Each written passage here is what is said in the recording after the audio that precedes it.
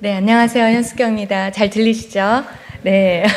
아유, 참, 이렇게 늦은 시간에 이렇게 여러분 또 여기 오시느라고 너무 고생 많으셨습니다. 오늘 하나님의 은혜가 굉장히 강하게, 하나님 임재가 강하게 여기 가득하기를 축원하면서 제 강의를 시작하도록 하겠습니다. 오늘 제 제목은 젠더 이데올로기의 국제적 글로벌 확산과 국내 유입입니다. 네, 우리가 지금 동성애로 열심히 싸우고 있는데 이게 우리나라만의 문제는 아닌 거 여러분들 다 아시죠? 근데 이제 그런 것들이 이제 글로벌하게 아주 전략적으로 이런 움직임들이 있었고, 그런 움직임 속에서 우리나라에 들어오면서 우리나라의 정책과 교육과 문화를 완전히 다 장악을 한 상태이거든요. 그래서 그런 경위를 여러분하고 좀 같이 나눠보도록 하겠습니다. 네, 일단은 우선 이제 다음과 같은 순서로 이제 진행을 하도록 하겠습니다. 반성경적인 그 서양의 그 역사의 흐름을 간단하게 여러분에게 설명을 드리고요. 그 다음에 이런 반성경적인 것들이 결국은 유엔을 통해서 전 세계적으로 퍼져나가거든요.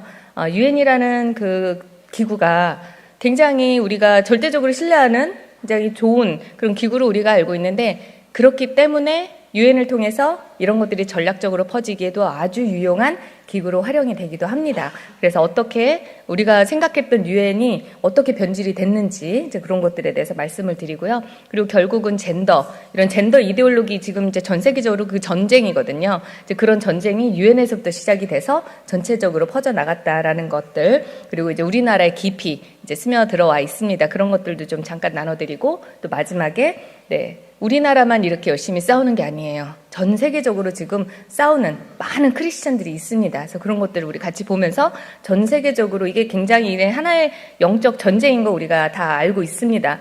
이런 것들을 우리 크리스찬들이 목소리를 내서 어떻게 우리 싸워 나가야 될지, 다른 이제 국가들, 다른 조직들, 이제 그런 조직들을 우리가 함께 보면서 우리가 이제 예수님이 오실 때까지 끝까지 이제 싸워나가는 우리가 됐으면 좋겠습니다. 네. 첫 번째, 반성경적인 역사의 흐름을 그냥 한 PPT로 간단하게 이제 설명을 드리도록 하겠습니다.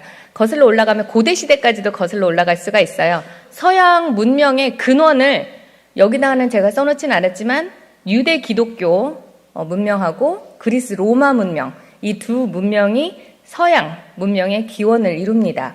네, 그래서 항상 미국에서 제가 영문학을 전공을 했는데, 영문학의 두 기둥은 뭐냐?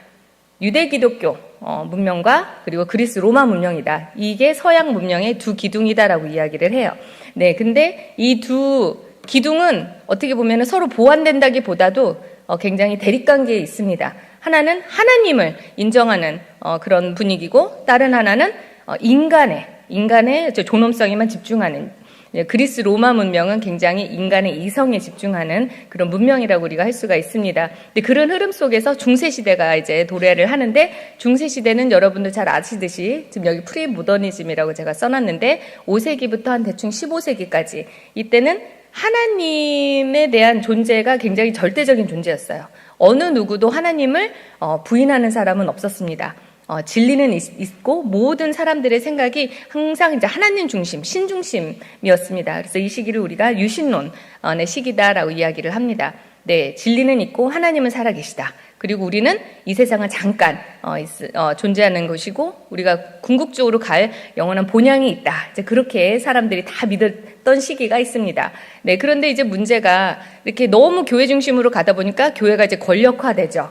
그래서 교회가 타락을 하기 시작을 하고, 나중에 사람들이 이제 구원을 하고자 하는 열망이 얼마나 강했는지 구원을 사고팔고 까지도 하는 그런 지경에까지 이르게 되죠. 그래서 우리가 그걸 면죄부라고도 설명을 하는데, 그만큼 이제 어떻게 보면은 그 로마 그 카톨릭이 이제 타락의 이제 나락으로 이제 떨어지는 걸 우리가 볼 수 있습니다. 그래서 그것에 대한 반작용으로 등장한 게 바로 르네상스와 종교 개혁이거든요. 르네상스는 유럽의 남부, 우리 그 이태리 그쪽 중심으로 해서 이제 시작이 됐고, 종교개혁은 유럽의 이제 북쪽 지역, 독일이나 스위스나 이제 그쪽 지역에서 이제 진행이 됩니다. 그러니까 르네상스는 다시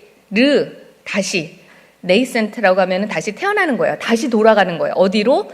네, 고대 그리스 로마 문명의 이성 중심으로 다시 돌아가자 하는 게 르네상스예요. 네, 그래서 이성에 집중하자. 너무 신중심으로 가다가 이렇게 되지 않았냐? 이성으로 돌아가자 하는 게 이제 르네상스의 어떤 움직임이었고, 종교개혁은 다시 말씀으로 돌아가자. 진짜 본질로 돌아가자 하는 게 종교개혁입니다. 근데 이제 그런 두 가지 흐름 속에서 이제 시대가 이제 또 새로운 이제 시대를 맞이하게 되는데, 그 다음에 이제 등장하는 게 바로 모더니즘입니다. 우리가 보통 근대주의라고 하기도 하고요.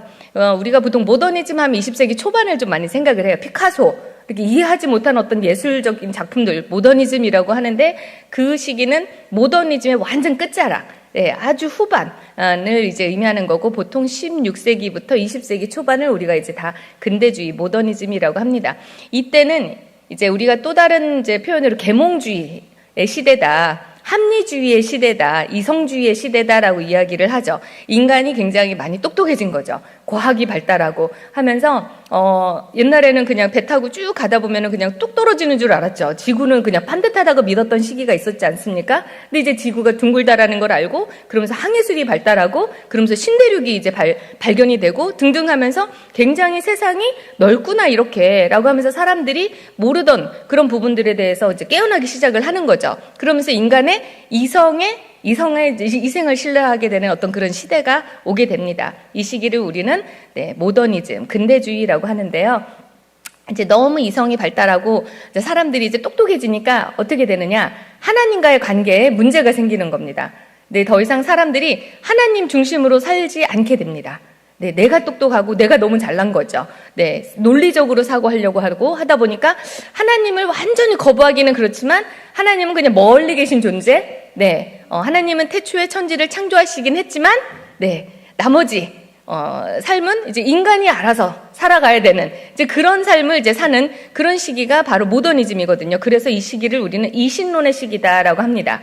하나님을 이성으로 이해를 하려고 하는 것이죠. 하나님을. 네, 우리가 이제 하나님은 영적인 존재이시고 우리는 영적인 존재인데, 이제는 이신론의 시기에는 혼적인 영역에 굉장히 집중하는 시기다. 그러니까 서서히 하나님으로부터 멀어져 가는 시기다라고 여러분이 이해를 하시면 되겠습니다. 근데 멀어져 가다 보니까 문제가 생기죠. 어느새 우리 마음에 하나님이 안 계십니다. 그렇죠? 매일매일 하나님께 기도드리고 우리가 묵상하고 말씀 읽고 해도 순간순간 하나님 없는 삶을 순간 사는데, 하나님이 멀리 계시다고 하면요, 어느 순간에 우리 마음에 하나님이 안 계십니다. 네, 그런 시기가 이제 도래하기 시작을 하는 거예요. 그때 등장한 사람이 바로 찰스 다윈입니다. 네, 이 사람이 1859년에 종의 기원이라는 책을 출판을 해요. 그래서 그럴듯한 과학적인 언어로 이제 세상의 기원을 설명을 하죠. 네, 그래서 어떻게 이것을 한마디로 요약을 하자면, 그 종의 기원을 한마디로 요약을 하자면, 태초에 하나님께서 천지를 창조하지 않으셨다. 네, 창세기 1장 1절을 전면 부정하는, 네, 대놓고 뭐 그런 얘기를 하진 않았죠. 근데 그 논리가 그렇습니다. 그렇죠? 그러니까 생명체가 무생물에서 우연히 어찌어찌 생겨난 거잖아요.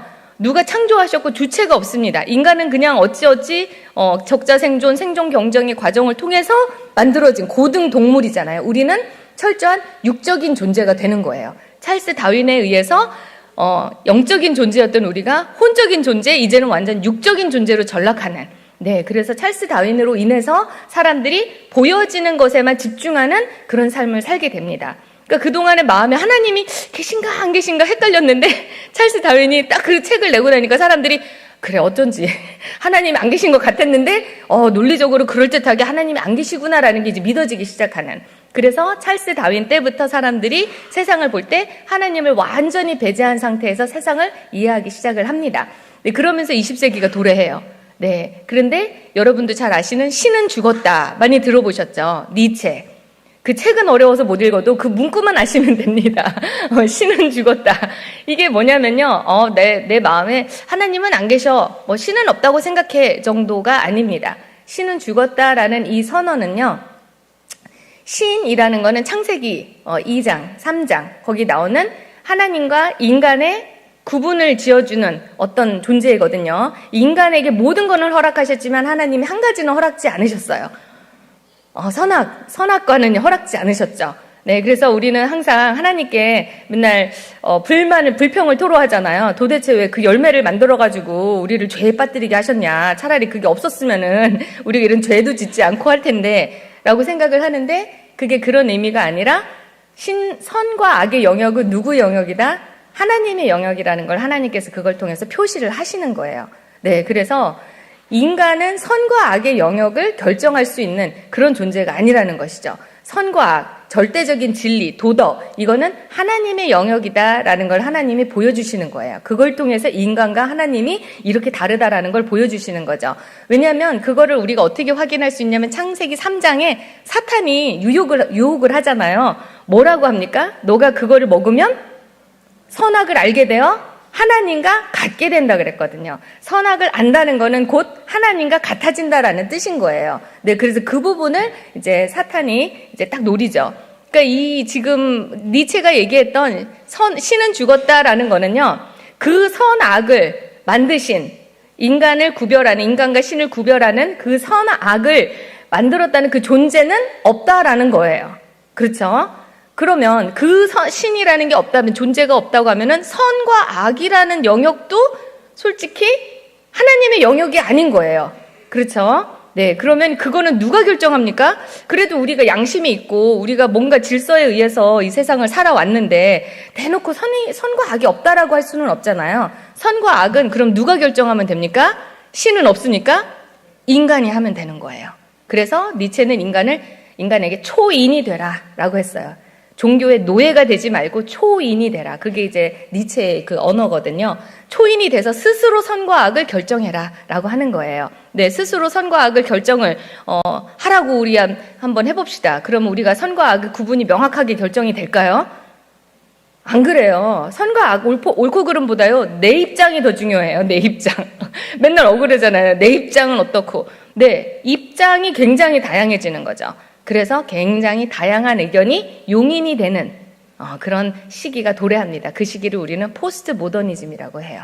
네, 그래서 선과 악이 완전히 무너지고 다양한 입장이 존재한다. 그래서 다양성, 상대성, 주관성, 얼마나 주관적이에요. 그렇죠. 입장이 다 다르잖아요. 네, 그것도 괜찮아, 그것도 맞아. 다 모든 거를 옳게, 다 맞다고 용인을 하는 게 포스트 모더니즘이다. 그래서 이 시기는 우리가 이제 무신론의 시기다. 하나님을 완전히 배제한 시기. 네, 그런 흐름 속에서 지금 21세기가 도래했고, 우리는 지금 거의 포스트 모더니즘의 끝자락에 지금 살고 있습니다. 그래서 이 세상은 하나님은 없다라고 모든 통로를 통해서 외치고 있는데, 여러분은 그 와중에도 하나님은 계시다고 지금 외치는 아주 극소수에 이제 해당하는 분들이십니다. 네. 네, 그러면은 그걸 가지고 잠깐 조금 더 디테일하게 설명을 드리자면, 진화론부터 이게 문제가 또 본격적으로 됐거든요. 네, 진화론의 영향을 받은 게 바로 막시즘입니다. 네, 막시즘 많이 들어보셨죠? 공산주의. 네, 마르크스는 어떻게 보면 유대인이기는 했거든요. 어렸을 때 이제 교회를 다녔고 신앙인이었습니다. 그런데 그 마음에 이제 하나님을 완전히 거부하는 시기가 왔고, 그때 이제 진화론을 쓴, 종의 기원을 쓴 다윈이 등장을 하는 거죠. 그거를 읽고 감명을 받습니다. 은혜를 받는 거죠. 그리고 철저한 이제 무신론자가 또 돼요. 그 전에 이제 이미 그런 이제 영향들이 있었고, 네, 그러면서 이 세상은 어떻대요? 다 불공평하대요. 너무 불공평하대요. 근데 불공평 중에 그 당시는 이제 경제적인 불공평, 자본주의가 본격적으로 시작이 되고 산업화가 되고 하면서 이제 돈이 있는 자, 없는 자, 그렇게 이제 구분이 되는 이제 그런 시기가 있었거든요. 빈익빈 부익부의 어떤 그런 게 사회적인 문제가 되던 19세기 그 시대에 마르크스가 사회적인 그 경제적인 불평등에 집중을 합니다. 그래서 마르크스는 궁극적으로 이 세상은 다 똑같은 공산화, 네, 모든 사람이 같이 생산하고 같이 소비하는 그런 공산화 시대가 올 건데, 즉 유토피아가 와야 되는데 이놈의 자본주의 때문에 그게 오지 않는다. 네, 그래서 이것을 뒤집어 엎어야 된다. 물리적으로라도. 그래서 노동자들이 그걸 해방을 해서 자본가들이 잉여 그런 재산들을 가져와서 우리 나눠서 같이 잘 살아보자. 그렇게 하면 진정한 유토피아가 올 거다라는 주장을 했습니다. 근데 이제 그런 자본주의를 탄탄하게 하는, 그렇죠, 공산화가 되지 못하게 하는 자본주의를 탄탄하게 하는 요소를 봤더니 다 크리스천적인 요소였던 거죠. 가정이 왜 크리스천적인 요소인가요? 하나님이 주신 첫 번째 공동체잖아요. 하나님이 만드신 공동체입니다. 그 가정으로 인해서 재산이 사유화가 되는 거예요. 결혼하고 아이를 낳으면요, 아이를 잘 키우고 싶잖아요. 그럼 열심히 돈을 벌고 해서 집도 사고, 그렇죠 하면서 자산이 불려지죠. 내 거, 내 재산. 이게 굉장히 가정으로 인해서 재산의 사유화가 더 강화된다라는 거죠. 그리고 결국은 이런 모든 것들을 만들어낸 기독교, 종교가 문제다. 예, 그래서 막시즘은 결국은 반성경적인 하나님이 이제 우리에게 주신 모든 질서를 다 뒤집어 엎는 어떤 그런 이념의 근거에서 이제 공산주의가 시작이 됐고, 그걸로 인해서 20세기에는 한 2억 명 이상이 이 공산주의 때문에 죽게 되죠. 네. 근데 이제 막시즘이 이제 문제가 있었던 걸 우리가 다 압니다. 그렇죠. 네. 그러다 보니까 그 뒤에 막시스트, 2세대 막시스트.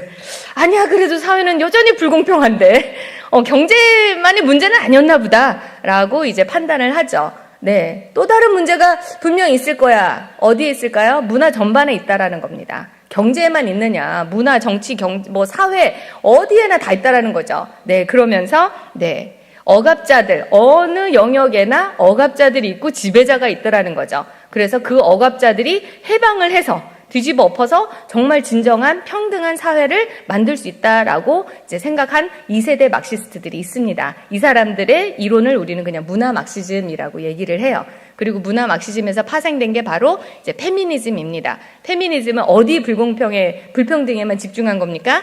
남성과 여성의 불평등에만 집중을 한 거예요. 네, 그래서 막시스트, 이 사람들은 제가 여기 이 사람들은 우리가 포스트 막시스트라고 하거든요. 결국 막시즘적인 그런 사고를 확장을 시킨 거예요. 네, 이 사람들은 이 사회가 항상 사회가 문제예요. 이 사람들은 인간은 선한데 나는 선한데 이놈의 사회가 문제인 거예요. 남 탓, 사회 탓, 사회 구조 탓. 네, 근데 하나님께서는 뭐라고 하셨습니까? 인간이 악하기 때문에 이런 문제가 일어난 거거든요. 인간이 죄인이기 때문에, 인간이 죄를 지었기 때문에. 네, 그래서 막시스트적인 그런 접근은요, 인간은 선한데 사회가 악한 거다. 이제 그런 식으로 해서 사회를 뒤집어 엎으면 뭔가 정말 좋은 세상이 올 거다라는 생각을 하는 사람들입니다. 네, 그리고 그 밑에 문화 막시즘 밑에 포스트 모더니즘 많이 들어보셨죠? 네, 포스트 모더니스트들도 2세대 막시스트예요. 이 사람들도 2세대 막시스트인데, 포스트 모더니스트들은 이제 프랑스를 중심으로 이제 언어학자들이 이제 이론을 만들어낸 거고, 문화 막시스트들은 이제 독일을 중심으로 한 이제 그런 이론가들이었습니다. 포스트 모더니스트들은 뭐라고 얘기했냐면 불평등이 있다는 거예요. 네, 불평등이 있는데 이 사람들은 뭐라고 하느냐? 억압된 자들이 해방이 된다라는 게 아니라요, 이 불평등을 만드는 이 사회 구조, 이거 자체를 그냥 해체하자. 라는 거예요. 굉장히 위험하죠. 네, 그러니까 아예 그 바운더리를 완전히 무너뜨리자. 여러분 해체 많이 들어보셨죠? 그래서 그 밑에 해체에다가 동그라미를 치시면 되겠습니다. 그러니까 지금 보시면 막시즘, 문화 막시즘, 페미니즘은요, 해방을 주장하는 사람들이에요. 그런데 포스트 막시스트, 그 빨간 부분은요, 해체를 주장하는 사람들입니다. 근데 포스트 막시즘에서 파생된 게 바로 젠더 이데올로기예요. 젠더 이데올로기는 뭡니까? 성별을 해체를 하는 거예요. 남녀 그거 뒤집어 엎는 게 아니라 그 바운더리, 남녀를 만든 그 바운더리 자체를 없애버리는 거죠. 그러니까 수십 가지가 가능한 거예요. 그렇죠? 그러니까 지금 우리가 몇 시까지 이렇게 막 세잖아요. 셀 필요 없습니다. 무한대로 갈 수 있어요. 이미 바운더리가 무너졌기 때문에. 가정도 무너지고 모든 것들이 무너지면요, 다 용인이 돼버리는 거예요. 네, 근데 우리 크리스찬들이 뭘 하는 겁니까? 이 바운더리를, 하나님이 주신 이 바운더리를 고수하려고 하는 거예요. 이제 그게 우리가 하는 일인 겁니다. 네, 그래서 이런 것들이 어떻게 반성경적인지 제가 잠깐 한번 훑어봤고요. 네, 이미 제가 말씀을 드렸죠. 프레드리히 니체. 네, 이 신은 죽었다에서 이제 나온 게 바로 선과학은 없다. 제가 말씀을 드렸죠. 선과학이 없으니까 어떻게 됩니까? 모든 것들이 다 다양해지고 유동적이어지는 거죠. 그리고 다 주관적인 거예요. 옳고 그름은 주관적이야 라는 거죠. 그리고 이 사람이 주장하는 거는요, 진리라는 것은 사회와 상관없이 그냥 영원합니다. 하나님의 말씀은 끝까지 진리예요. 그렇죠? 근데 이 사람들은 뭐라고 하느냐? 진리라는 거는 사회 문화적으로 그냥 구성되는 거야 라고 얘기를 해요. 네, 사회에 따라서, 문화에 따라서, 역사에 따라서 진리가 바뀔 수 있어 라는 얘기를 포스트 모더니스트들이 합니다. 그거를 가지고 젠더 이데올로기라는 그 이론이 나왔어요. 포스트 모더니즘을 성에다가 대입을 한 거죠. 포스트 모더니즘은 굉장히 추상적인 개념이에요. 그냥 뜬구름 잡는 얘기인 거죠. 근데 그것을 실제 우리 몸, 성에다가 그거를 적용을 해버린 거예요. 그게 굉장히 위험한 겁니다. 네, 그래서 젠더 이데올로기에서는 뭐라고 합니까? 그걸 성에다 대입하니까 성은 다양하고 유동적인 거죠. 그렇죠? 계속 바뀌는 겁니다. 그리고 또 성은 주관적으로 인식되는 거죠. 네, 아무리 내가 저 사람이 남자로 보이는데 저 사람 본인이 막 여자라고 우기면 여자라고 해줘야 되는 거잖아요. 그게 포스트 모던한 접근인 거죠. 네, 그리고 네, 사회 문화 구성주의에다 성을 딱 넣으니까 성은 사회 문화적으로 구성된다 해서 젠더라는 개념이 이제 만들어지게 되는 것입니다. 네, 네, 그래서 지금 열심히 받아 적고 계시나요? 제가 다 드린 것 같은데 아닌가요? 네. 네. 그래서 이제 어떤 사회 현상이 일어납니까? 그냥 질서가, 바운더리가 다 무너지는 거예요. 지금 첫 번째 사진은, 네, 둘 다 트랜스젠더입니다. 둘 다 트랜스젠더예요. 성별이 서로 바뀐 거죠.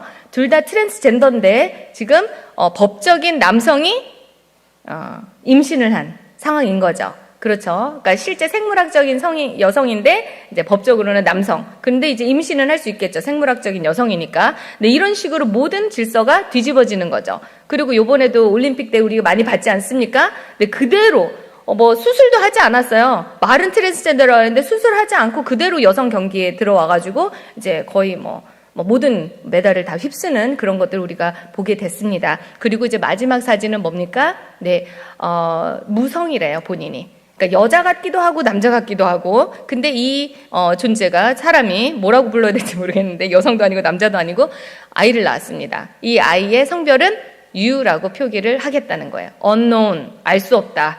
본인이 나중에 결정하도록 냅두겠다라고 해서 S 아니면 이제 female 아니면 male, F 아니면 M으로 써야 되잖아요. 근데 U라고 표기를 한 겁니다. 그러니까 이게 철저하게 뭡니까? 포스트 모던적인 이제 현상인 거예요. 네, 그거를 이제 젠더에다가 이제 대입을 한 케이스인 거죠. 네, 이제 이런 것들이 그냥 학계 안에서 그냥 어디에요? 그냥 대학 안에서 그냥 학자들끼리 그냥 얘기하고 끝났으면 모르겠는데 그런 것들이 사회 전반에 퍼지면서 법으로 제정이 되고 그러면서 모든 것들이 바뀌기 시작을 하는 겁니다. 근데 그 중심에는 유엔이 있다라는 거예요. 그래서 잠깐 유엔에 대해서 잠깐 여러분하고 나누길 원합니다.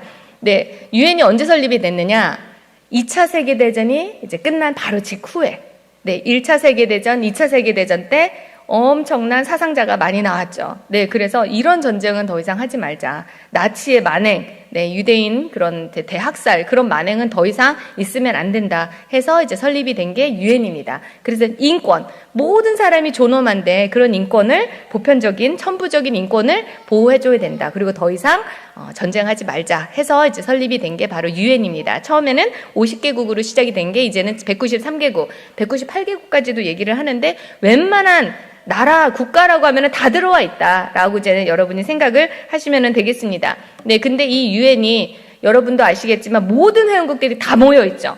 그러니까 이게 굉장히 악하게 사용이 될 수 있는 유용한 도구이기도 합니다. 네, 그래서 무슨 일들이 일어났냐면 지금 사회에서 그리고 학계에서 포스트 모더니즘, 문화 막시즘 이런 것들이 이론으로 막 만들어지고 막 이렇게 퍼져나가기 시작을 했어요. 그런 전문가라는 사람들이 유엔에 서서히 이제 전문가로서 아니면 NGO 단체로서 스며들기 시작을 합니다. 네, 그러면서 원래는 유엔이 특별한 어떤 성격이 있는 기구는 아니에요.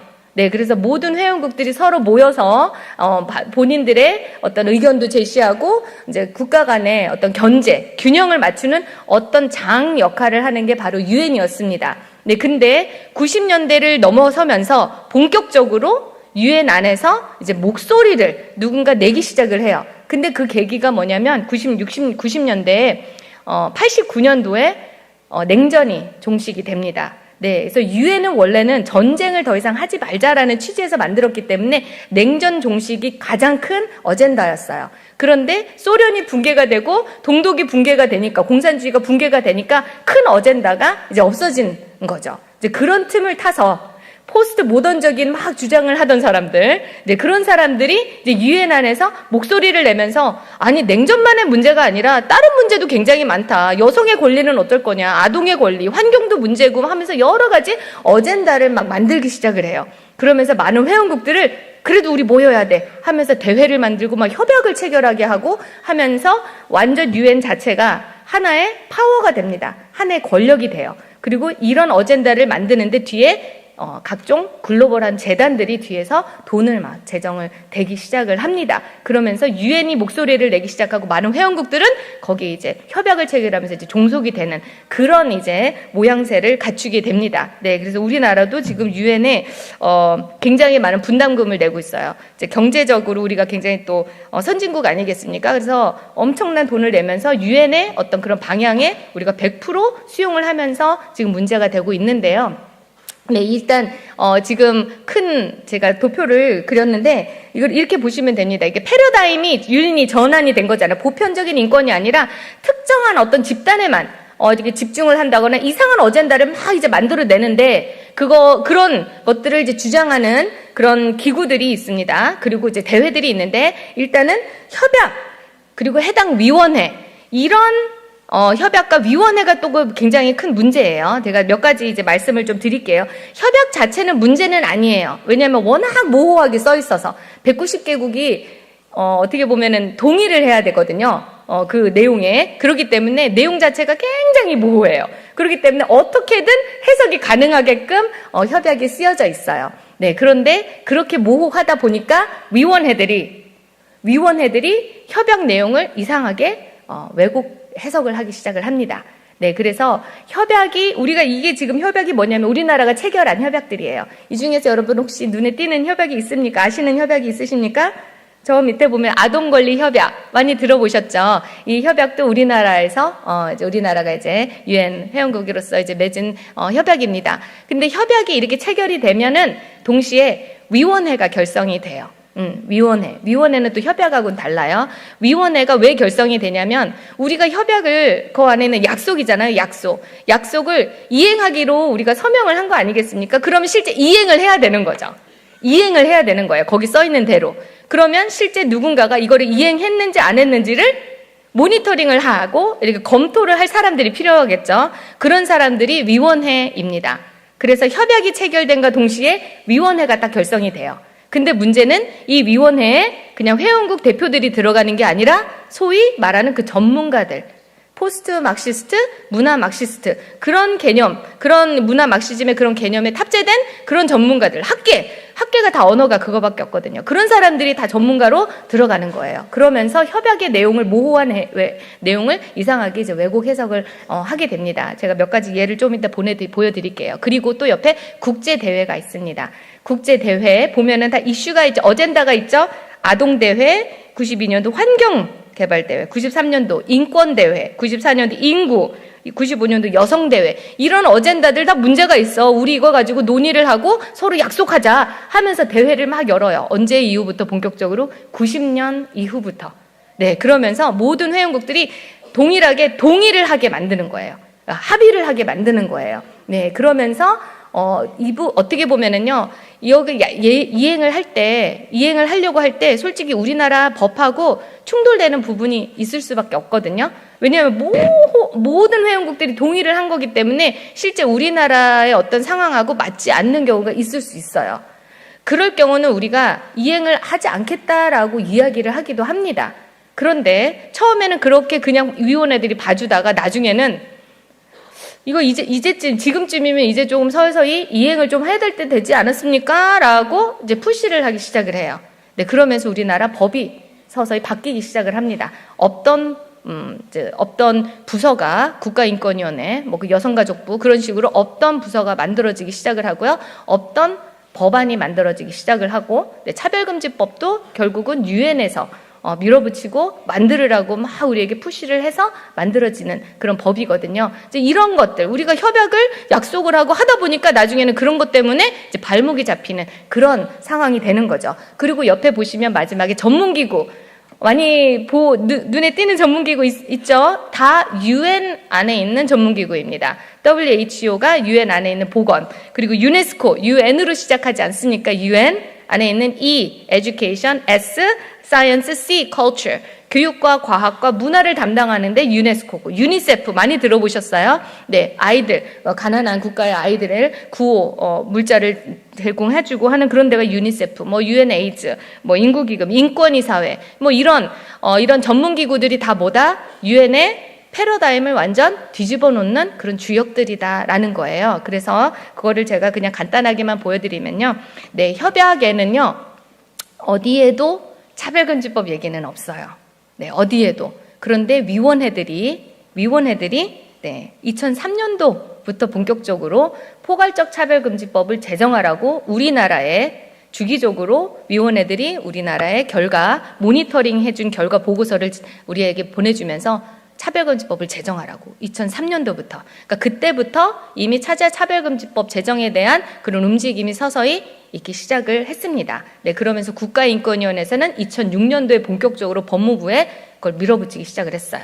네, 그래서 법무부에서 받아서 차별금지법안을 제일 처음 발의를 하게 되죠. 네, 이제 그런 움직임들이 있었다라는 거예요. 네, 그리고 제가 하나만 좀 보여드리려고 하는데 어떻게 위원회에서 협약 내용을 어떤 식으로 왜곡했는지를 제가 사례만 한번 보여드리려고 합니다. 이게 지금 아동 권리 협약, 이게 큰 그냥 틀이에요. 다 보실 거는 아니고요. 크게 생존권, 보호권, 발달권, 참여권 이런 식으로 이제 나뉘어 있어요. 근데 이 중에 이제 빨간 부분이 조금 문제되는 부분입니다. 네, 여러분, 아동의 권리라고 하면은 무엇을 아동의 권리라고 여러분 생각하십니까? 네, 원래 아동의 권리는요, 보호의 권리가 아동의 권리예요.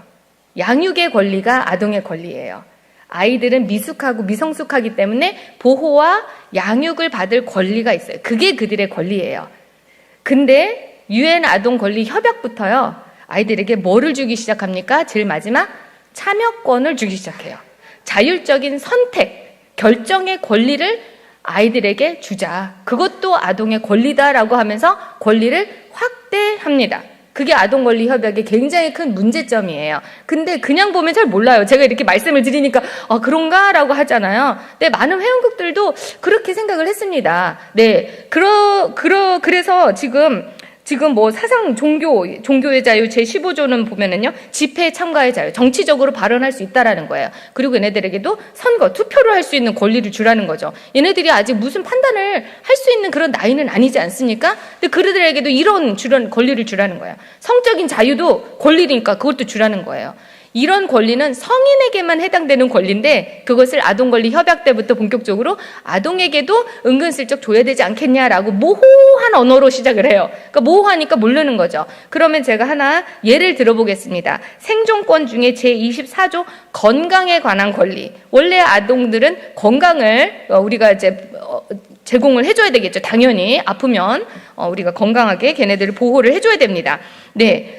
그런데 항상 제가 말씀드렸듯이 협약이 문제가 아니라 위원회가 문제예요. 그래서 UN 아동권리위원회가 어떤 역할을 또 하냐면 협약 내용이 워낙 모호하니까 그거를 디테일하게 구체적으로 설명을 해주는 역할을 하기도 해요. 그래서 제24조의 이 건강권에 대해서 우리가 조금 자세하게 설명해 줄게. 이 건강권이 무엇인지 하면서 2013년도에 논평을 하나 냅니다. 네, 그 논평 내용을 잠깐 한번 보여드릴게요. 네, 모든 아이들은 건강권을 가지고 있는데 차별을 받으면 안 된다는 거예요. 이거 건강의 권리에 대해서 어떤 차별을 받으면 안 된다라고 시작을 해요.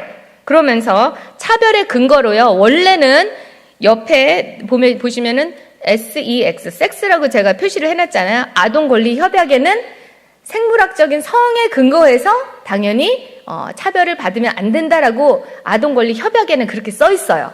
그런데 위원회가 한 줄 더 넣어요.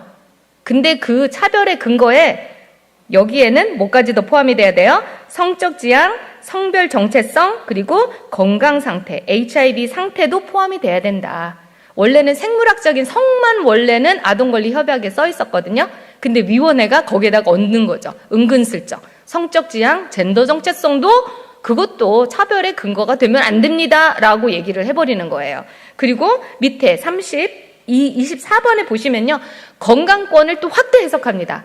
건강권은 뭐까지 포함이 돼야 되느냐? 성과 재생산의 자유. 이거는 성적 자유의 권리, 그리고 재생산이라고 하면은 낙태의 여부의 권리거든요.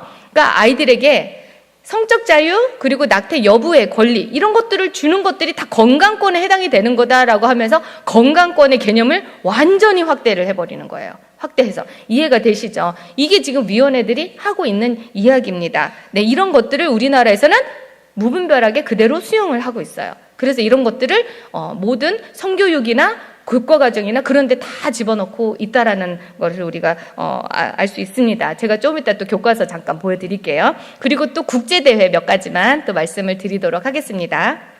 네, 국제대회 뭐 각종 대회가 있는데요. 그냥 이 세 가지만 잠깐 한번 볼게요. 세계인권대회, 그리고 인구개발대회, 그리고 95년도 여성대회. 네, 이 세 가지 대회가 왜 위험하냐면요. 우리나라의 판도를, 방향을 완전히 바꿔놓은 대회예요. 네, 첫 번째 비엔나 세계인권대회는 당연히 인권을 보호받아야 되겠죠. 근데 여기서는 보편적인 인권을 얘기한 게 아니에요.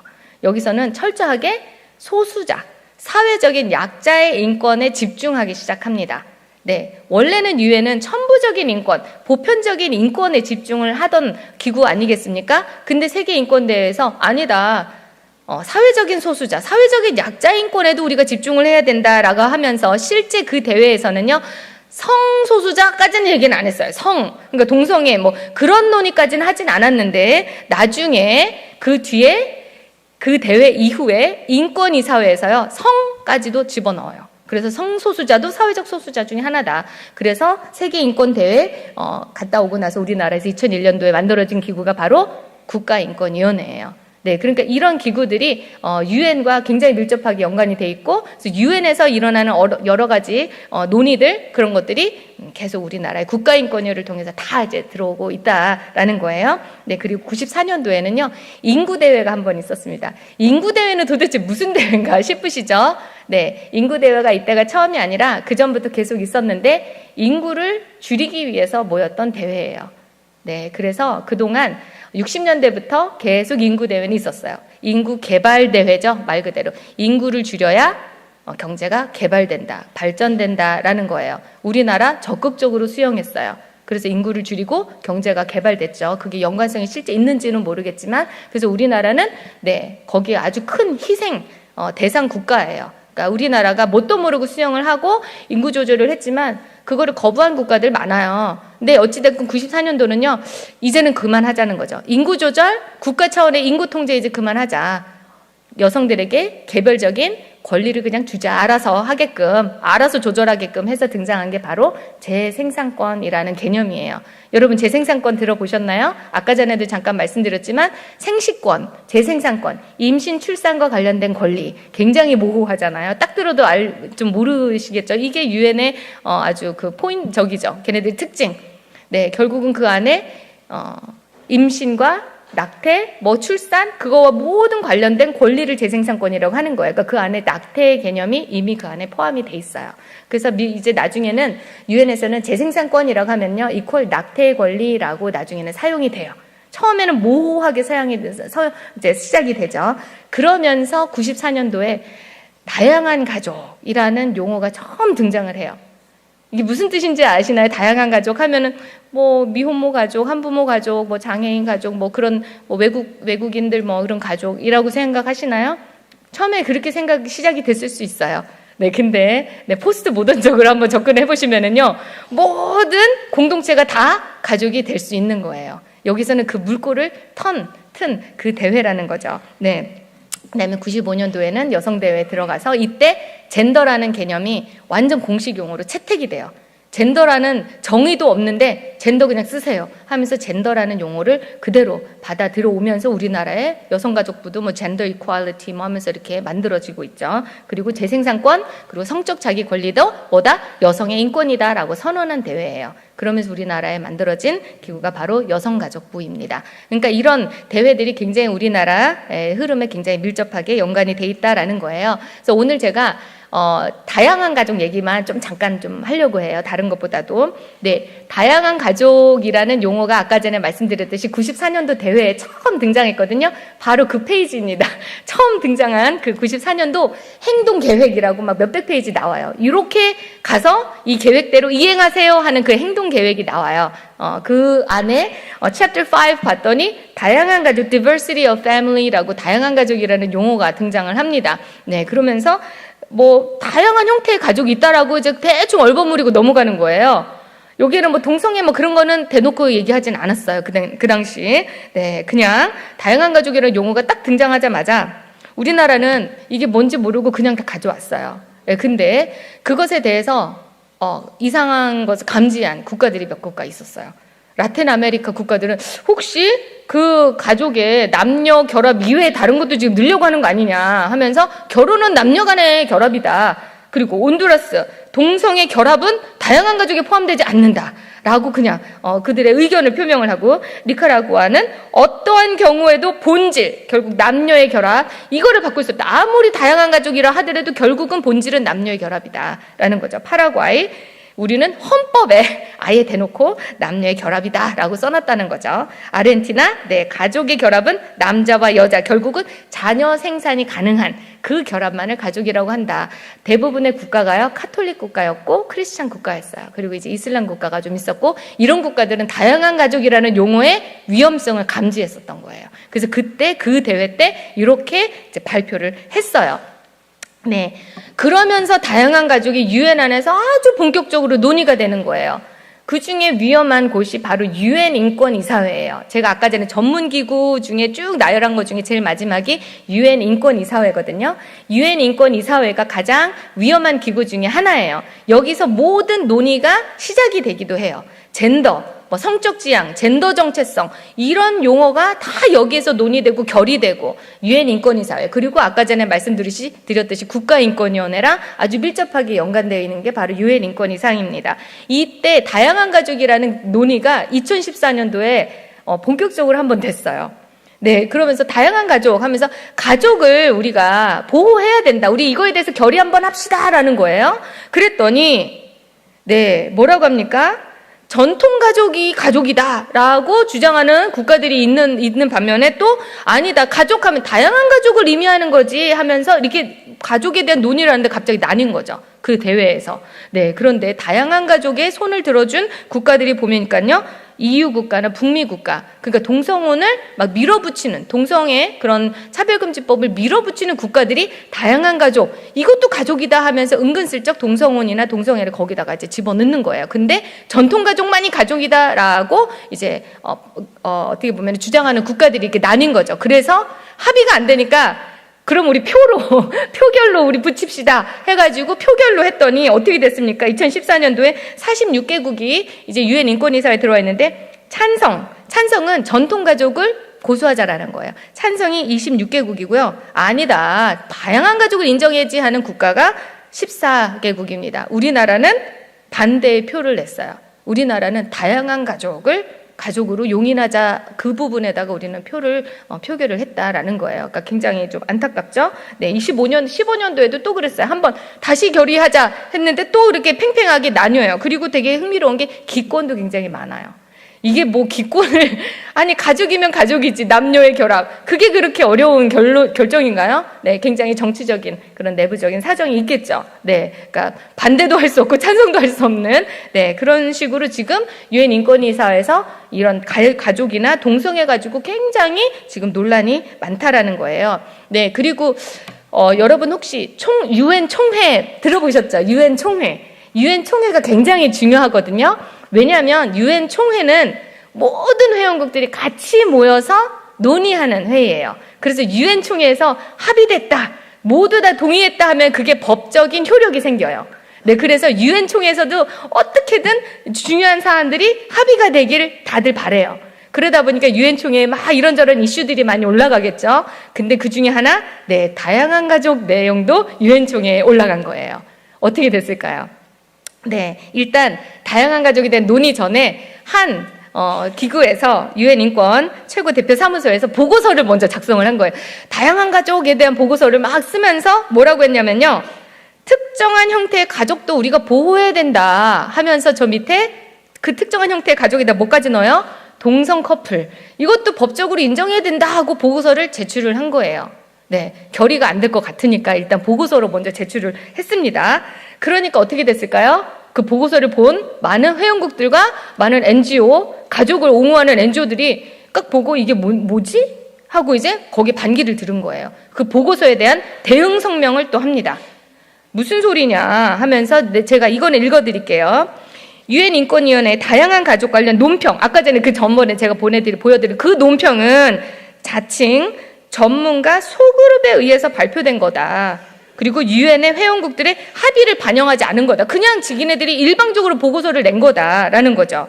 실제로 많은 유엔 회원국들 112개국들은 성적 지향과 성별 정체성 문제가 나올 때마다 이의를 제기하고 있다. 이거 무슨 소리냐? 그런 얘기를 하는 거죠. 이건 결코 합의되지 않은 개념이다 라고 하면서 많은 거기에서 또 반대하는 그런 NGO 단체들이 열심히 또 목소리를 내는 거예요. 왜냐하면 유엔 총회에서 이런 것들이 통과되면 안 되거든요. 네, 그러면 이게 법적 효력이 있기 때문에 다들 매의 눈을 가지고 거기서 거의 뭐 영적 전쟁터인 거죠, 거기서는. 네, 그런 식으로 지금 유엔 총회에서 지금 뭐를 제가 말씀을 드리려면은 합의가 될 수가 없는 사안인 거예요, 이게. 다양한 가족, 젠더, 뭐 성적 지향, 이거는 너무 싸움이 많은 거예요. 그래서 합의가 되지 않는 개념이다라는 거예요. 그러다 보니까 유엔 총회에서는 논의가 안 되니까 이런 각종 기구, 유네스코 아니면 WHO 그런 데에서 자기네들이 일방적으로 보고서를 계속 만들어내요. 그 중에 하나가 바로 유네스코의 국제 성교육 가이드예요. 네, 이거는 합의된 건 아니에요. 자기네들 일방적으로 보고서를 그냥 만들어내는 거죠. 이게 뭐냐면 아이들에게 성교육을 할 때 이런 가이드를 따라서 성교육을 하세요라고 낸 거예요. 네, 근데 유엔 성교육 그 가이드라인 봤더니 유네스코 가이드라인 봤더니요. 가족의 형태에 대해서도 논의를 해요. 실제 성교육 가이드가 굉장히 외설적으로 아이들에게 성적인 자유를 줘야 된다라는 내용이 여기 다 들어가 있어요. 그런데 그중에 다양한 가족 얘기도 하고 있어요. 뭐라고 하느냐? 다양한 가족 형태에 막 종류를 내요. 가족의 정의를 주지 않고요. 그냥 다양한 가족이 있다라고 하면서 비전통적 가족이라고 표현을 하고 있어요. 근데 이건 2018년도 버전이라서 모호하게 쓴 거지 2009년도 버전은요. 동성애 가족이라고 아예 노골적으로 표현을 했었어요. 그래서 많은 회원국들이 이게 무슨 소리냐, 동성애는 가족일 수 없다 그래서 했더니 나중에는 뭘로 바꿨냐, 비전통적 가족. 얼마나 모호합니까? 모든 게 다 용인이 될 수 있는 거예요. 이런 식의 모호한 언어에는. 네, 지금 이게 유네스코의 지금 방향인 거예요. 유네스코는 아이들에게 이제 외설적인 어떤 그런 것들을 권리로 가르쳐야 된다라고 하는 그런 이제 기구 중에 하나입니다. 그러다 보니까 이거를 그대로 수용한 우리나라 국가, 우리나라는 어떻게 됐습니까? 네, 다양한 가족이라는 개념이 이미 우리나라 교과서에 다 들어와 있습니다. 이미 2002년도에요. 국가인권위원회가 2001년도에 설립이 됐거든요. 설립이 됨과 동시에 교과서에 간섭을 하기 시작을 했어요. 교과서 내용을 다 분석을 하면서 이거 잘못됐다, 이거 인권에 위배된다 뭐 하면서 그 중에 하나 가족에 대해서 딴지를 걸기 시작을 했어요. 원래 교과서에는요, 중1 기술과정 지학사 보면은 나의 가족관계하고 가족을 정의를 했죠. 어떻게? 결혼으로 맺어진 부부와 그들 사이에서 태어난 자녀, 결혼과 출산과 입양까지를 보통 우리나라는 가족이라고 정의를 하거든요. 근데 국가인권위원회에서 그거 가지고 뭐라고 했습니까? 가족의 정의를 매우 협소하게 한정시켰대요. 그러면서 다양한 가족 형태를 아이들에게 가르쳐야 된다라고 이제 교육부에 이제 그렇게 이야기를 했습니다. 그럼 어떻게 됐을까요? 네, 2013년도에 교과서의 버젓이 다양한 가족이라고 해서 교과서에 등장을 합니다. 지금 고등학교 사회문화 교과서예요. 이거는 이제 아이들이 다 의무적으로 배우고 있습니다. 2013년도에 다양한 가족 해놓고 3가지 종류, 함해족, 공동체 가족, 동성 결혼 가족. 함해족이 뭡니까?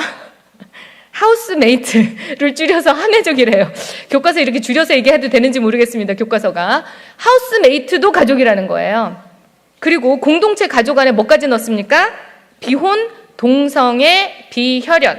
그게 지금 교과서에 다 그대로 들어 있어요. 벌써 10몇 년 전이죠. 11년 전. 그러면서 밑에 동성 결혼을 합법화한 국가가 얼마나 많은데 하면서 나라를, 국가들을 나열을 하고 있습니다. 교과서에서. 지금 우리나라는요, 가족 안에 동성애 들어가 있지 않습니다. 그거는 지금 그거 가지고 우리가 건강가정기본법 등등 싸우고 있거든요. 이게 들어갈까봐. 근데 이미 교과서는 은근슬쩍 그걸 다 넣고 있었던 거죠. 그 뒤에는 국가인권위원회 간섭이 있었기 때문이죠. 심지어는 초등학교 교과서에도 다양한 가족 해놓고요. 옆에 동성애 가족. 그걸 은근슬쩍 넣어놨어요. 2015년도 버전입니다. 초등학교 교과서.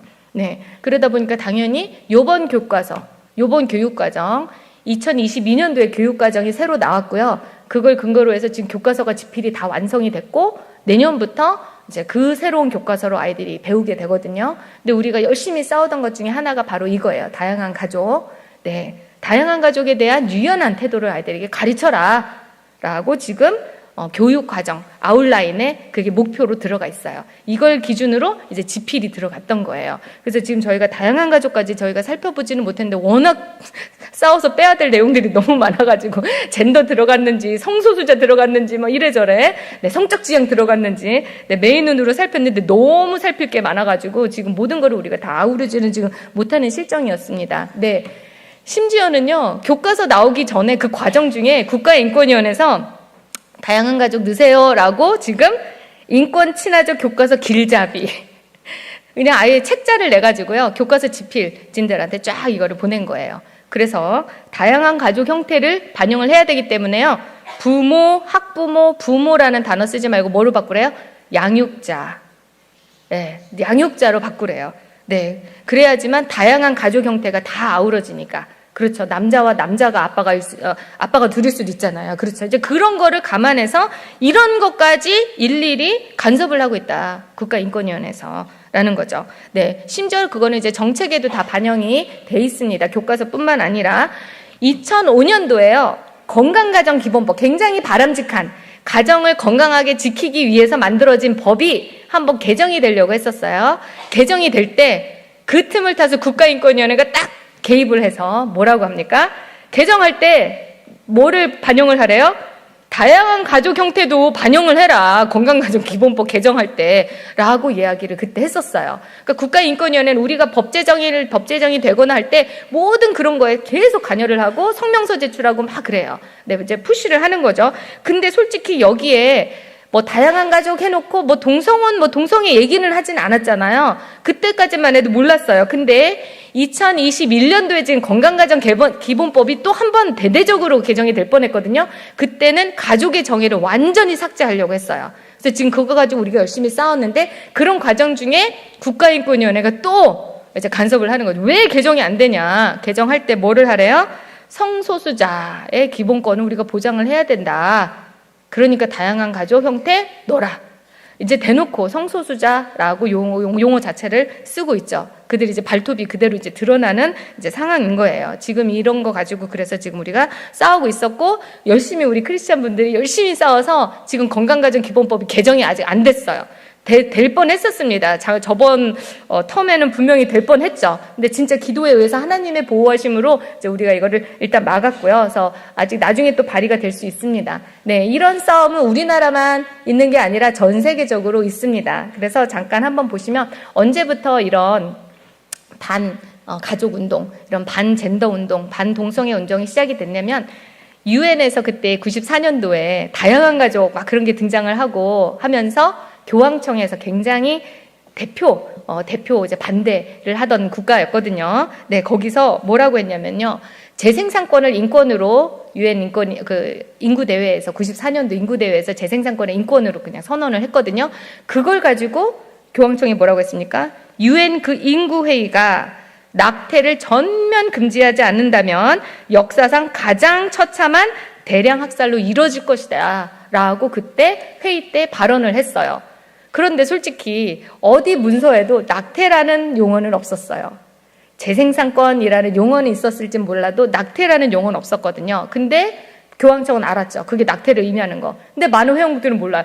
왜 이렇게 자꾸 낙태 거리냐. 어디에도 낙태라는 단어 없는데. 그래서 완전 교황청은 그때 찬밥 신세 됐어요. 제발 좀 당신네들이 지금 회의를 지금 망치고 있다. 그래서 그 교황청의 그 주장이 완전 묵살됐던 그런 흐름들이 있었습니다. 근데 아니나 다를까 그게 지금 결국은 동성애를 의미하는 거라는 게 드러났죠. 네, 그리고 열심히 베네딕트 교황이나 프란시스 교황 결국 로마 카톨릭 거기에서 열심히 젠더 반대 운동을 본격적으로 시작을 했어요. 네, 그러면서 네, 지금 유네스코, 유니세프 다 한 통속이에요. 제가 유니세프를 예로 지금 오늘 들지는 않았는데 유니세프도 결국은 아까 전에 말씀드렸던 포괄적 성교육 가이드 작성하는데 같이 했거든요. 단지 유네스코는 교육을 담당을 하니까 그 책자를 출판을 한 거고 공동 집필을 했습니다. 그러니까 유니세프도 똑같아요. 근데 지금 이게 뭐냐면 Family Watch International이라는 Family Watch International이라는 기독교 학부모 단체예요. 기독교 학부모 단체가 UN 그 본부 앞에서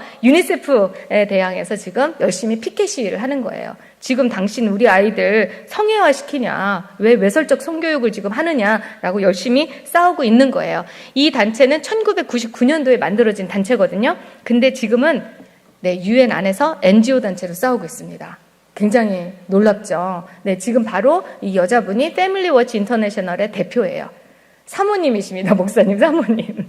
네, 이런 분들이 이제는 어때요? 밖에서 아무리 피켓 시위 한들 꼼짝도 안 하는 거죠. 그러니까 어떻게 합니까? NGO 단체로 그냥 해가지고 UN 안에 들어가는 거예요. 그러니까 요새는 NGO 단체로 선정이 돼서 UN 안에 들어가서 싸우는 게 쉽지가 않아요.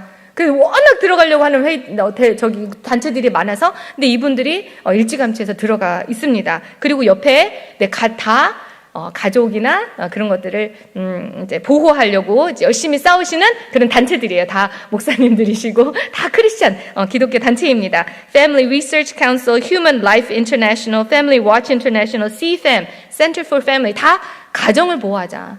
하나님이 주신 이 공동체, 가정을 보호하자, 생명을 보호하자 하면서 열심히 유엔 안에서 싸우시는 분들입니다. 네, 뭐 유럽 전역에도 지금 프랑스 대대적인 반동성애 운동이 일어났었어요. 2013년도. 왜? 그때 차별금지법이 통과가 됐거든요. 가만히 있다가 어느새 차별금지법이 통과가 돼버린 거예요. 그러니까 다들 큰일 났다 해가지고 다 나온 거예요. 그래서 이제 우리 가족을 보호한다 하면서 이제 시위를 하기 시작합니다. 어마어마한 이제 프랑스 사람들이, 네. 그렇지만 여전히 통과된 법은 없어지지 않습니다. 그렇기 때문에 우리는요, 만들어지기 전에, 통과가 되기 전에 우리는 싸워야 되는 거예요. 싸워서 막아야 되는 거예요. 이거는 여러분, 성적 지향이라는 용어를 잘 보세요. 성적 지향이 이퀄 동성애라는 걸 의미합니까? 우리는 성적 지향, 성적으로 끌리는 상대가 꼭 동성애라고만 생각을 하시잖아요. 근데 끌리는 대상이 동성애가 아닐 수도 있죠. 양성애일 수도 있잖아요. 그리고 인간이 아닐 수도 있어요. 끌리는 존재가. 그리고 동물일 수도 있습니다. 그리고 끌리는 대상이 성인이 아닐 수도 있어요. 아이들한테 끌릴 수도 있거든요. 그리고 아니면은 가족한테도 끌릴 수 있어요. 성적 지향이라는 게요, 바운더리가 없는 거예요, 여러분. 그래서 우리는 그거를 위해서 싸우는 거예요. 만약에 동성애 뚫리죠? 그러면 그 나머지 안 뚫릴 거라는 이야기를 할 수 없어요. 지금 장혜영 의원이 젠더가 뭐냐? 젠더 정의에 뭐라고 썼어요? 동성애, 양성애. 그 이외에 분리할 수 없는 양성애까지 넣었어요. 성적 지향에다가. 양성애까지만 들어가겠습니까? 등 넣잖아요. 등. 그러면 뭐까지 들어갈지 알 수 없어요. 우리 크리스찬은 그래서 뭘 위해 싸우는 겁니까? 하나님이 주신 가정을 지키기 위해서 싸우는 거예요. 구멍 뚫리지 않게. 동성애만을 위해서 싸우는 게 아니라, 동성애 합법화된 국가는요, 소아성애도 합법화돼요. 대놓고 소아성애라고 안 하죠? 독일이 지금 14세까지 이제 그 성인하고 관계를 했을 때 성인이 법적 처벌을 받지 않게 됐습니다. 14세. 그러면 소아성애가 용인이 된 거나 마찬가지인 거예요. 동성애 합법화된 게 굉장히 일찍이었거든요. 그리고 네덜란드 같은 경우는 수간도 용인이 됐던 국가예요. 거기가 동성애 합법화 아주 첫 국가였거든요. 그렇게 뚫리는 거예요. 아주 무섭습니다. 성적 지향이라는. 네. 그래서 우리는 뚫리지 않게 우리는 끝까지 목숨 걸고 싸워야 되는 거예요. 지금 보시면 이게 한두 번 싸워서 될 문제가 아닌 거 아시겠죠? 네, 전 세계적인 이거는 끝까지 싸워야 될 문제입니다. 예수님 오실 때까지 싸워야 되는 거예요. 그래서 이거는 우리 다음 세대도 계속 싸워 나가야 되는 거죠. 네, 이제 그런 상황이다라는 거. 그리고 지금, 네, 이슬람 국가, 무슨 이슬람은 우리랑 또 우리 성격이 다르긴 하지만 이슬람 국가도 굉장히 가정을 소중히 여기고 생명을 소중히 여기는 그런 가치는 비슷하죠. 그런 데서도 열심히 지금 동성애나 그런 젠더 관련해서 열심히 싸우고 있습니다. 브라질, 그리고 폴란드 이런 국가들은 다 대부분 카톨릭 국가예요. 이런 국가들이 아주 열심히 싸워주고 있어요. 그리고 이제는 뭐 국가별로, 뭐 단체별로, 뭐 크리스찬 단체별로 싸우다가요. 이제는 유럽 안에서 이 유럽연합은 조그마한 유엔이거든요. 이 유엔은 거의 걔네들이 방향성은 동일해요. 네, EU에 대항해서 어젠다 유럽이라는 그런 또 단체가 만들어져서 이거는 이제 초국가적인 단체예요. 그래서 이제 다 크리스찬들이죠. 네, 이제 이 안에 정치인들 그리고 이제 기업가들, 뭐 재단들 같이 해가지고 열심히 가족을 보호하기 위해서 생명을 살리기 위해서 이런 이제 움직임들이 있습니다. 그리고 심지어는 이런 많은 단체들이 많죠. 서로 이제 연대를 하기 위해서 국제가족기구를 또 만들어서 이제 1년에 한 번씩, 뭐 몇 년에 한 번씩 주기적으로 모여서 같이 이렇게 이제 으쌰으쌰 이렇게 모여서 이렇게 힘을 합치고 있습니다. 이게 이제 2022년도에 우리가 열심히 교육과정 가지고 싸울 때, 뉴멕시코에서 10월 달에 이게 국제가족기구 이렇게 열렸더라고요. 대회가. 네, 그래서, 이런 대회도 우리도 같이 가서 이렇게 싸워나가야 되겠다. 이게 혼자 싸워야 되는 문제가 아니지 않습니까? 네, 이제 그리고 헝가리 같은 경우는요, 굉장히 흥미롭게, 차별금지법이 원래 통과된 국가였어요. 근데 2003년도에 그리고 2009년도에는 네, 동성 커플 그런 이제 시민결합법 이런 거 통과된 국가였는데 2011년도에 크리스찬적인 가치관으로 완전히 전환을 합니다.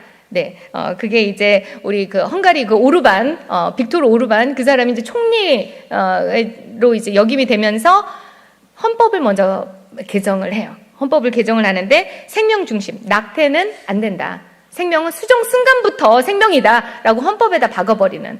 네, 그리고 이제 전통 가족, 남녀의 결합이 결혼이다라는 그런 가치관을 아예 헌법에다가 박아버립니다. 그런 개정을 합니다. 그러면서 그전에는 원래 젠더 교육이 굉장히 활발하게 진행됐던 게 헝가리예요. 근데 그런 것들을 완전히 다 막아버립니다. 교육도 금지, 연구도 금지 그런 식으로 하면서 가정을 살리는 열심히 노력을 하다 보니까 지금 옆에 도표가 뭐냐면요. 원래 우리나라보다 그 출산율이 더 낮았거든요. 근데 이 법이 개정되고 방향이 바뀌니까요. 성경적인 가치관으로 바뀌니까 네, 출산율이 올랐어요. 출산율이 오르고 혼인율이 오르는 거를 우리가 좀 볼 수가 있습니다. 네, 그리고 미국도 지금 한동안 이제 젠더 교육을 금지하는 법이 주별로 이제 막 이제 나왔거든요. 근데 이제 어제 트럼프 대통령이 이제 당선됐잖아요. 그분의 이제 공약 중에 이제 교육 관련된 공약 중에 하나가 젠더 이거 전반 금지. 네, 그리고 결혼은 남녀 간의 결합이다. 이제 그것을 이제 공약으로 이제 내세운 분이에요. 그래서 이제 미국의 어떤 그런 판도가 성경적으로 다시 이제 회복이 되지 않겠나 하는 이제 그런 이제 기대를 해봅니다. 우리나라도 열심히 싸우죠. 이거 거룩한 방파제 이제 올해 사진입니다. 2024년 7월에 열심히 아마 요즘 여기 계신 분들 중에서도 이제 오신 분들이 계실 겁니다. 그리고 이제 최근에 우리 12.7 연합예배가 있었죠. 결국은 이게 가정을 살리기 위한 거거든요. 거룩한 나라, 그렇죠. 건강한 가정. 그게 이번에 우리 표 아니었습니까? 가정을 살리기 위한 거예요. 다음 세대를 살리고 이게 하나님이 원하시는 바인 거죠. 네, 그래서 그걸 위해서 열심히 우리가 싸우고 있습니다. 마지막 그냥 이것만 보고 끝내도록 하겠습니다. 이게 70년대 사진이거든요. 70년대 지도인데 그 빨간 부분이 뭐냐면 공산주의 국가를 표시한 거예요. 네, 빨간 부분이 그리고 베이지 부분은 아이보리 부분은 크리스찬 국가. 네, 우리나라는 어디 붙어 있느냐? 공산주의 국가 그 끝자락에 붙어 있죠. 그렇죠? 그러니까 우리나라는요, 지도상으로 봤을 때 공산주의로 넘어갔어도 전혀 이상하지 않았던 국가라는 거예요. 그러니까 그게 정말 하나님의 그 은혜인 거죠. 그래서 이승만 대통령께서 반공을 철저히 하셨잖아요. 그래서 크리스찬 가치관으로 이 나라를 세워야 된다라고 이제 말씀을 하셨고, 그래서 우리나라만이 공산주의에서 벗어날 수 있었던 거예요. 진짜 하나님의 은혜인데 문제는 뭐냐면 이 베이지, 아이보리 국가가요. 지금 다 뭘로 넘어갔습니까? 동성애로 넘어갔어요. 그 아이보리 국가가 크리스찬 국가들이요. 이제 공산주의가 무너지자마자 이제 동성애. 네, 그래서 이제 동성애가 크리스찬 국가를 완전히 장악하고 이제 우리나라는 거기에 넘어가기 일보 직전인 거예요. 그러니까 공산주의는 우리가 막았을지 모르겠지만, 그러니까 이게 영적 전쟁이 끊임이 없다라는 거예요. 그래서 여러분께서 진짜 열심히 기도하시고 이런 거를 분별을 하시면서, 네, 이게 동성애만의 문제는 아니에요. 이거 가치관의 문제거든요. 이제 그런 거를 위해서 우리가 끝까지 기도하면서 싸워나가는 여러분이 되시기를 바라겠습니다. 네, 여기까지 하겠습니다.